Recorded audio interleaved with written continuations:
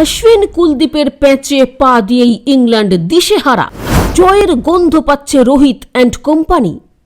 ভারত বনাম ইংল্যান্ডের মধ্যে চতুর্থ টেস্ট ম্যাচের তৃতীয় দিনে ভারতীয় বোলারদের দাপটে উড়ে গেল ইংল্যান্ড।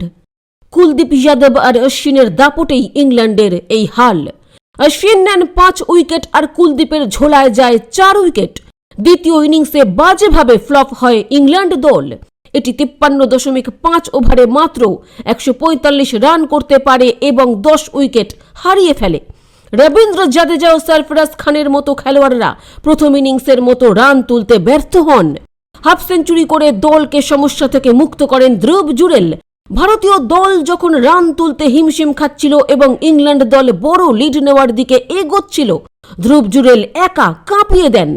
রাঁচি টেস্টের তৃতীয় দিনে 96 বল খেলেন তিনি।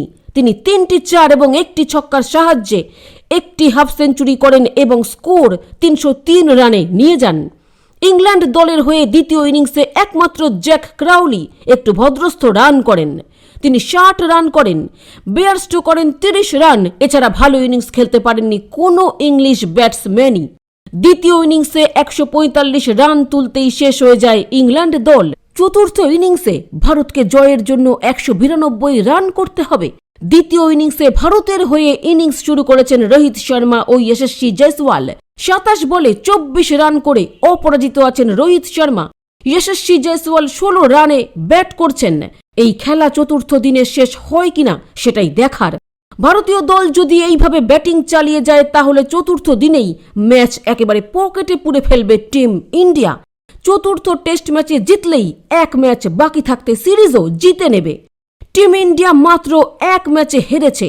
দ্বিতীয় ও তৃতীয় দুটি টেস্ট ম্যাচেই জয় পেয়েছে ভারত।